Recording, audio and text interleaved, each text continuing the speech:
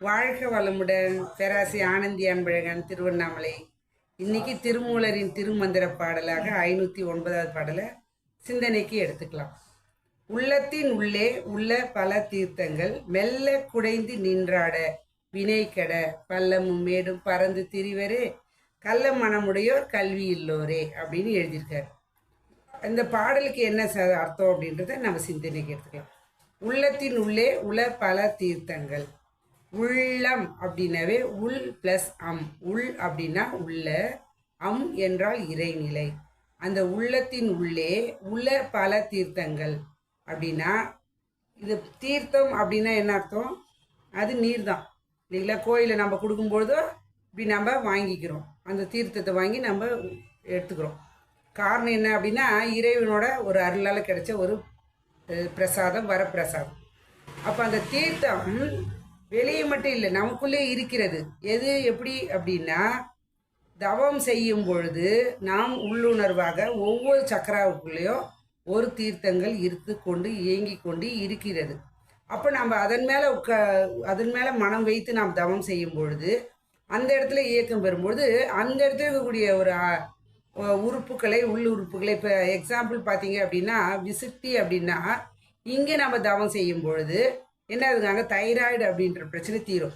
அப்போ எதை கொண்டு தீருது அப்படின்னா மருந்து. அப்போ தைராய்டு, பாரதைராய்டுன்னு சொல்லக்கூடிய அந்த பிரச்சனைகள்லாம் தீரும். அப்போ உள்ளத்தின் இது போல நம்ம அங்கங்கே இருக்கக்கூடிய கிளான்ஸில் நம்ம உட்காந்து மனம் வைத்து தவம் செய்யும் பொழுது, மனம் அப்படின்னாவே உயிரின் படர்க்கு நிலை. அப்போ அந்த உயிர் மேலே நம்ம வச்சு செய்யும்பொழுது அங்கங்கே இருக்கக்கூடிய இயக்கம் வரும்பொழுது அங்கங்கே இருக்கக்கூடிய ஆர்கனன்ஸ் உள்ளே இருக்கக்கூடிய அந்த சக்கராஸ் சுழலும் போது அங்கேருந்து நம்மளுக்கு நோய் எதிர்ப்பு சக்தி எதிர் வருகிறது.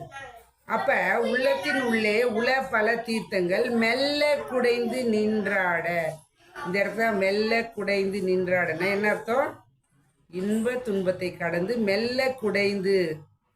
இந்த பெரிய பெரிய கோயிலெலாம் போயிருக்கோம் நம்ம. இப்போ கூட சமீபத்தில் வள்ளிமலை கோயில் போயிட்டு இருந்தேன். அங்கே பார்த்தீங்க அப்படின்னா குகைக்குள்ளே கோயில் அமைச்சிருக்காங்க. அப்போ அந்த குகை பாரி நமக்குள்ளே நம்ம செல்லும் பொழுது மெல்ல குடைந்து நின்றாட.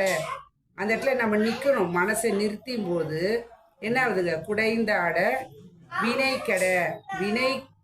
நம்ம வினைப்பதிவு தீர்ந்தாதான் நாம் அந்த இடத்தில் நிற்க முடியும்.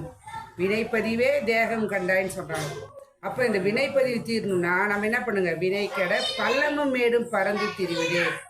நம்ம இது வினை கெடதா நம்ம என்ன பண்ணுறோங்க, இங்கே போனால் அந்த மலை மேலே போய் அந்த கோயிலை பார்த்தா பாவம் போகுமா, இல்லை எங்கேயா போய் தீர்த்தத்தில் குளிச்சுட்டு வந்தால் பாவம் போகுமா அப்படின்னு ஒரு சின்ன கதை இந்த இடத்துல எடுத்துக்கலாம்.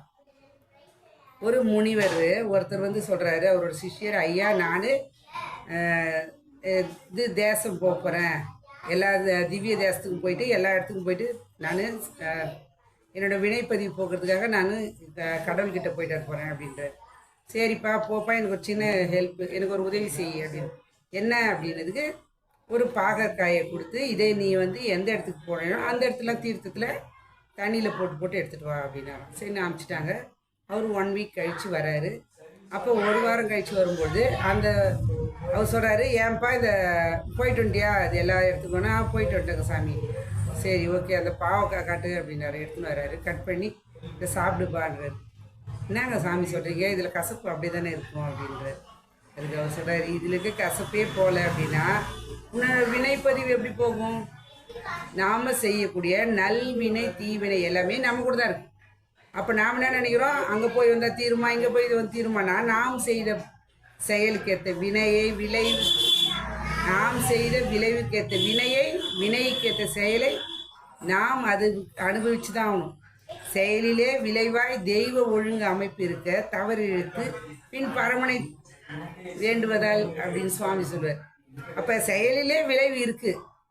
அப்போ நம்ம வினை கெட பள்ளமும் மேடும் பறந்து திரிவதே கள்ள மனமுடையோ கல்வி இல்லவரே. அந்த அவர் இறைவனுக்கு காசு போட்டால் சரியாக போயிடுமா, இறைவனுக்கு அதை செஞ்சால் சரியாக போயிடுமானா, நாம் செயலுக்கு ஏற்ற விளைவை அனுபவித்து தான் ஆகணும். அப்போ கள்ள மனமுடையோ கல்வி இல்லவரே அப்படின்னா நாம் என்ன பண்ணுங்க, அப்போ வினைப்பதிவை தீர்க்கணும் அப்படின்னா வினை அப்படின்னாவே பதிவு அப்படின்னாவே 3 எடுத்துக்கோங்க. சுவாமி சொல்கிறது தான் உண்மையும் அதுதான்.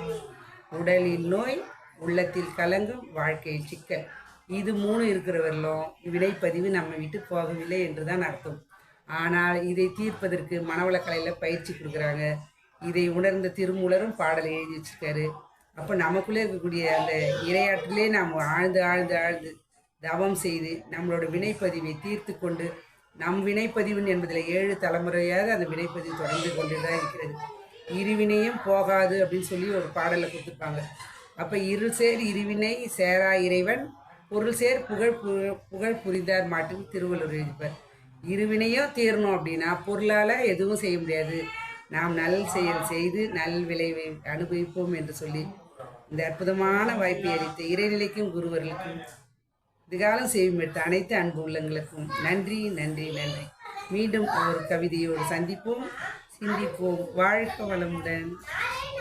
கமெண்ட்ஸ் போடுங்க, லைக் பண்ணுங்கள், ஷேர் பண்ணுங்கள்.